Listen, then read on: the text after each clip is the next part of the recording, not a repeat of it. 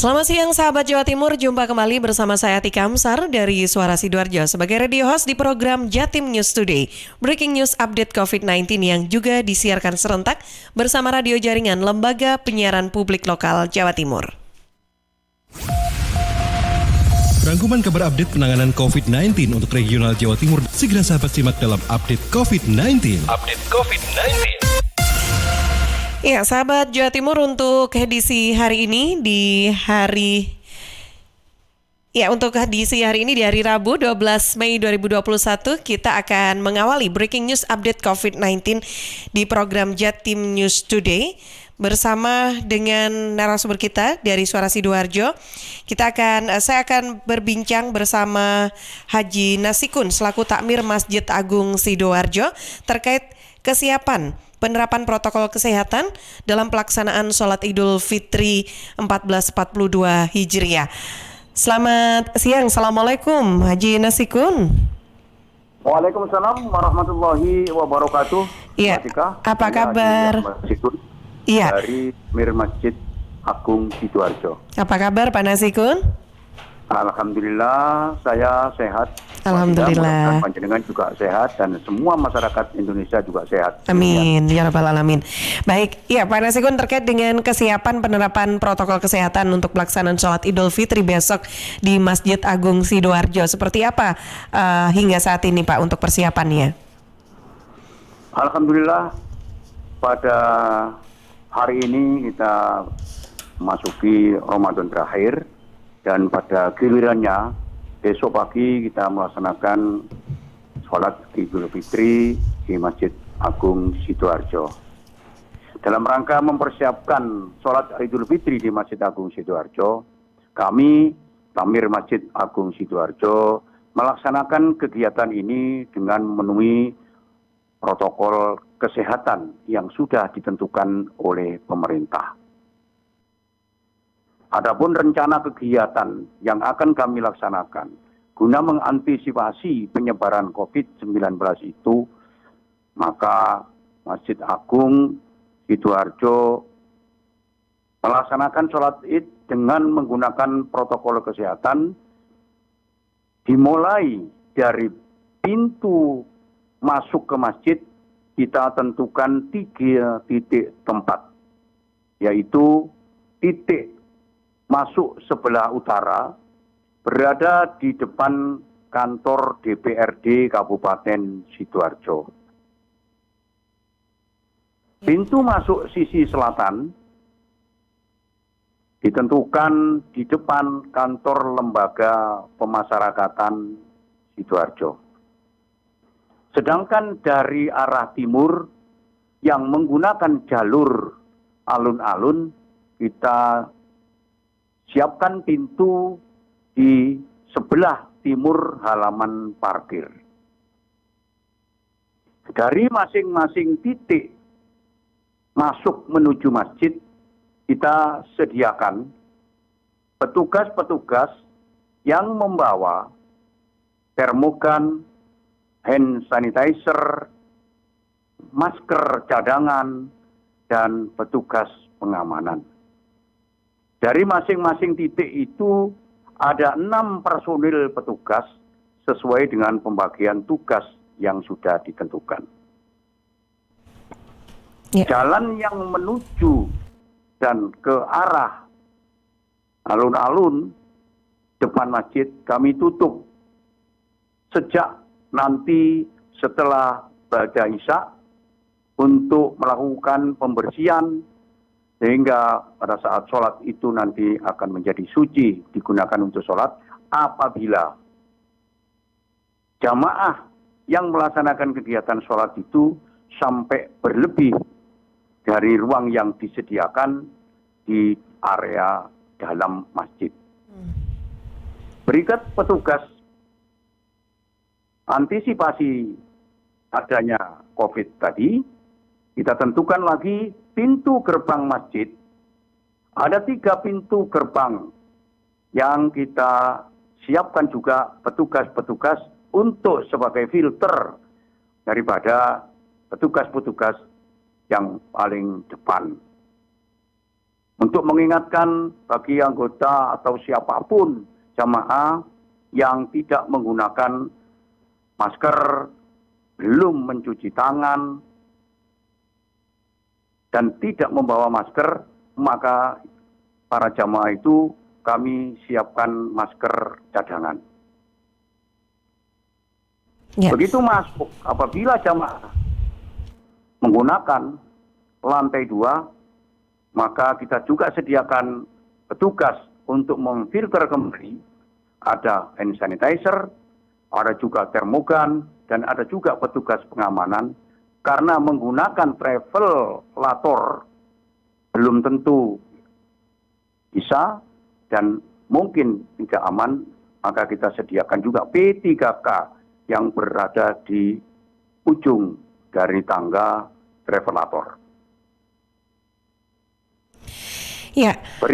Begitu jamaah masuk menuju ke tempat sholat lantai 2, di sana disambut oleh para petugas shop untuk ditunjukkan tempat-tempat yang sudah kita tentukan dengan menggunakan jarak-jarak yang sudah ditentukan, yaitu minimal 1 meter. Ya. Dari lantai 2, apabila hal tersebut penuh, maka dinaikkan ke lantai 3. Prosedur kesehatan tetap dijalankan. Sedangkan untuk lantai dasar, itu juga kami sediakan sesuai dengan yang berada di lantai 2. Ya. Petugas-petugas yang kami gunakan untuk di Satuan Pengamanan Masjid ada 10 orang, sedangkan remaja masjid 45 orang.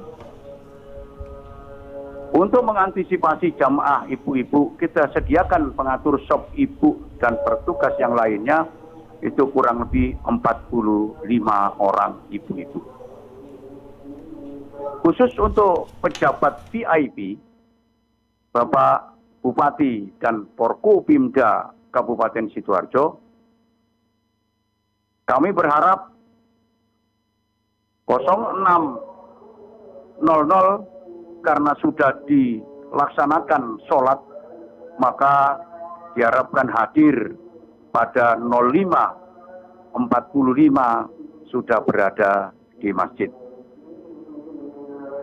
Untuk petugas pemandu dari masjid berkoordinasi dengan protokol Pemda menjemput Bapak Bupati dan rombongan itu pada pukul 05.30.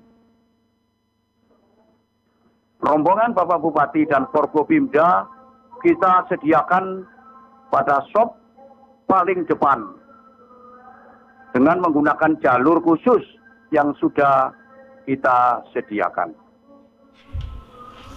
Ya. Baik. Itu kira-kira gambaran Ya. yang dapat kami sampaikan. Ya. Setiap jamaah yang akan masuk pasti kita jaring dengan menggunakan protokol kesehatan yang sudah kita sediakan. Baik. Demikian sementara Mbak Dika, mungkin Ya. ada hal lain yang perlu disampaikan. Ya, Tanyakan. siap. Baik, Pak Nasikun, berarti total jumlah para masyarakat yang diperbolehkan untuk sholat id di sana total berapa, Pak? Dari kapasitas masjid sendiri, 50% kah atau 25%? Oh iya. Persiapan sholat zuhur sudah Oh iya. Baik. menggema, kami Siap. kurang jelas, mohon diulangi. Oke, jadi total 50% kapasitas atau 25% kapasitas dari Masjid Agung tersebut, Pak? 50%, Pak. 50% ya, sesuai arahan Karena Pak Bupati kalau ya. kita hitung pada awalnya, shop tidak menggunakan protokol kesehatan, Iya. itu sejumlah 120 orang satu shop, Iya. maka sekarang dengan jarak tertentu, setiap shop sekarang hanya berisi 40 sampai 45 orang saja. Oke, baik. Berturut-turut ke belakang dan semuanya menyesuaikan. Demikian, Mas.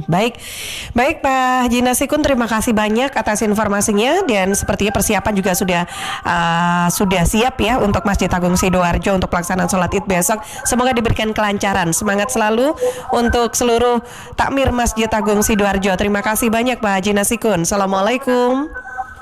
Terima kasih Mbak Tika, salam hormat kepada semua pihak yang mendengar suara Sidoarjo ini. Mudah-mudahan Allah Subhanahu wa Ta'ala tetap memberikan kesehatan dan keselamatan buat kita semua. Amin ya rabbal alamin. Assalamualaikum warahmatullahi wabarakatuh. Waalaikumsalam warahmatullahi wabarakatuh. Baik sahabat Jawa Timur, selanjutnya masih dilaporkan dari Suara Sidoarjo. Kali ini kita bergabung bersama Mega Laksana, mengabarkan bahwa larangan mudik tidak menghalangi masyarakat berbelanja untuk euforia Hari Raya Idul Fitri 1442 Hijriah. Selengkapnya silakan Mega.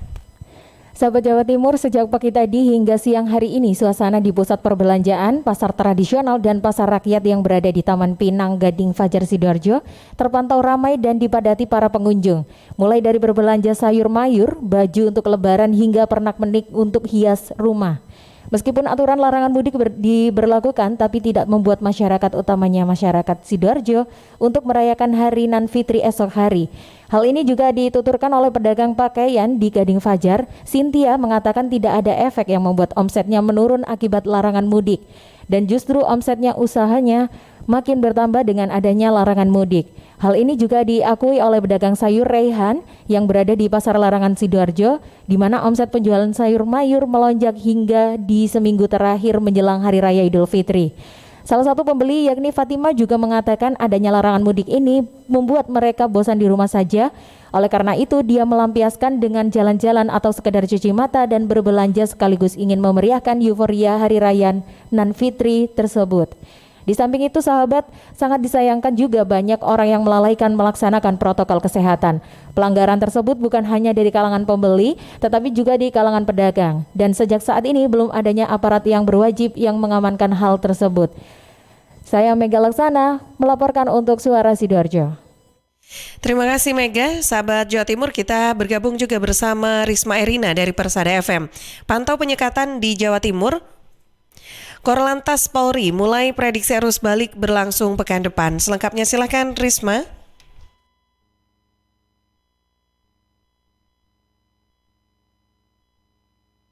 Ya, silakan Risma. Suara belum terdengar. Risma Erina. Ya, baik sahabat Jawa Timur dan juga Atika, Direktur Regidan Korlantas Mabes Polri Brigjen Yusuf meninjau sejumlah titik penyekatan pemudik di Jawa Timur. Satu dari sekian pos pantau yang dikunjungi yakni di Udanawu yang sudah masuk Polres Blitar Kota. Secara hukum ia mengatakan proses penyekatan yang dilakukan terhadap pemudik pada Lebaran Idul Fitri 1442 Hijriah tahun ini cukup kondusif. Dia mengaku Blitar bukan menjadi wilayah prioritas kedatangan pemudik dari kota besar, sehingga jumlah mobil yang diminta putar balik ini relatif sedikit.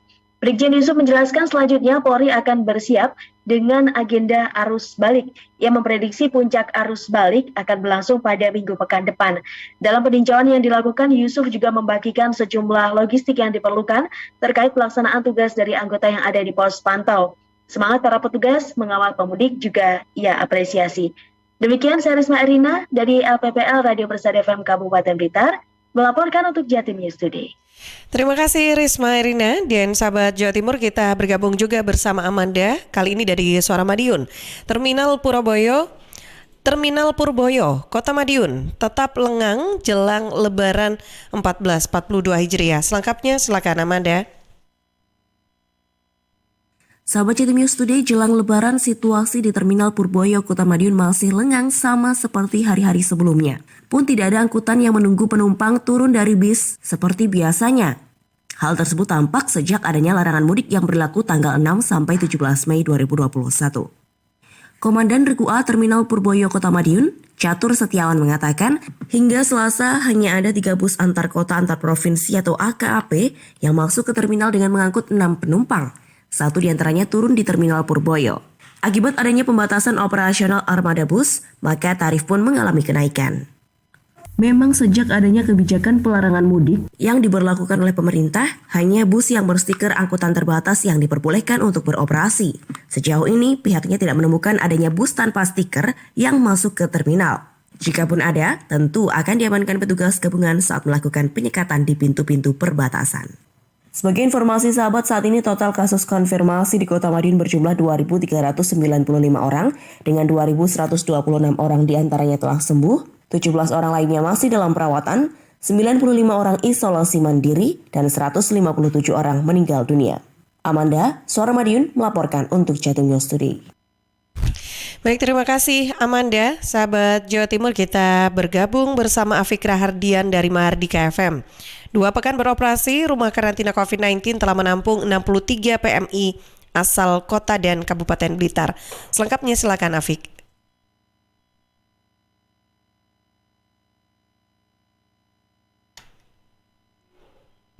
Rumah karantina COVID-19 bagi pekerja migran Indonesia (PMI) di Kota Blitar telah beroperasi sejak 26 April lalu. Selama 2 pekan beroperasi, Rumah Karantina COVID-19 Kota Blitar telah menampung 63 PMI yang pulang menjelang momen Lebaran 1442 Hijriah. Puluhan PMI ini dari berbagai negara seperti Singapura, Malaysia, Brunei Darussalam, dan Taiwan. Demikian disampaikan Dharma Setiawan, Ketua Tim Pengelola Rumah Isolasi COVID-19 Kota Blitar, Selasa 11 Mei 2021.